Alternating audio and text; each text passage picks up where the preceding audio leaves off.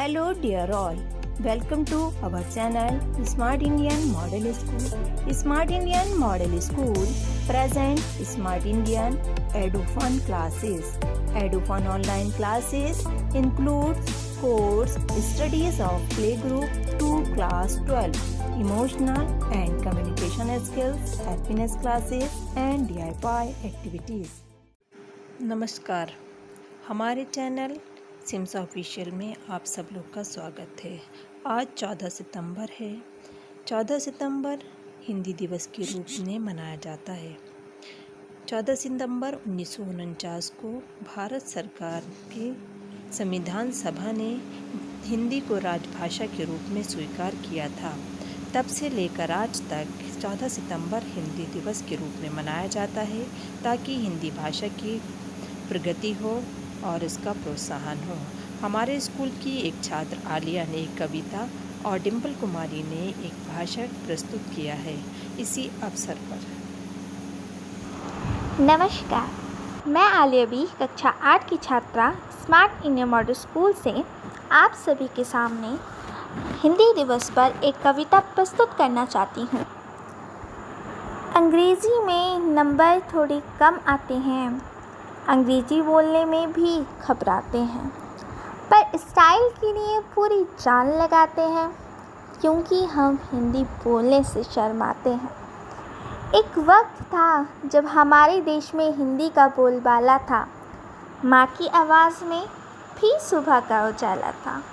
उसी माँ को अब हम मॉम बुलाते हैं क्योंकि हम हिंदी बोलने से शर्माते हैं। देश आगे बढ़ गया पर हिंदी पीछे रह गई। इस भाषा से अब हम नज़र चुराते हैं क्योंकि हम हिंदी बोलने से शर्माते हैं। माना अंग्रेज़ी पूरी दुनिया को चलाती है, पर हिंदी भी तो हमारी पहचान दुनिया से कराती है। क्यों ना अपनी मातृभाषा को फिर से सराखों पर बिठाएं। आओ हम सब मिलके हिंदी दिवस मनाएं। धन्यवाद। आदरणीय गुरुजन और मेरे प्यारे दोस्तों, आप सभी को मेरा नमस्कार। आज मैं डिम्पल कुमारी कक्षा 8 की छात्रा आप सभी को हिंदी दिवस पर भाषण देने जा रही हूँ। जैसा कि आप सभी जानते हैं कि आज हिंदी दिवस है, इसलिए आज का दिन हमारे लिए विशेष है। भारत के एक कोने से दूसरे कोने तक हिंदी समझी और बोली जाती है। हिंदी को विश्व में सबसे अधिक बोली जाने वाली तीसरी भाषा के रूप में मान्यता प्राप्त है। इसी कारण भारत संविधान के लिए आज ही के दिन 14 सितंबर 1949 को राजभाषा के रूप में स्वीकार किया गया था। यह हमारे लिए गर्व की बात है। आज के दिन हम इसे पर्व के रूप में मनाकर दुनिया में हिंदी के प्रति जागरूकता उत्पन्न करने का प्रयास करते हैं। यह दिन हिंदी भाषा को बढ़ावा देने और एकजुट करने में अहम भूमिका निभाता है। किसी भी देश की पहचान उसकी मातृभाषा से होती है। कोई भी देश अपनी राष्ट्रभाषा के माध्यम से ही विकास के पथ पर आगे बढ़ता है। संसार के सभी देशों ने अपने ही देश की भाषा के माध्यम से अनेक आविष्कार किए हैं, लेकिन अफसोस की बात है कि हिंदी आज़ादी के 71 सालों बाद भी अपना सम्मानजनक स्थान नहीं पा सकी है। इसके सबसे बड़े दोषी हैं हम हिंदी भाषी। हम बार बार यह कहते हैं कि हमें हिंदी नहीं आती।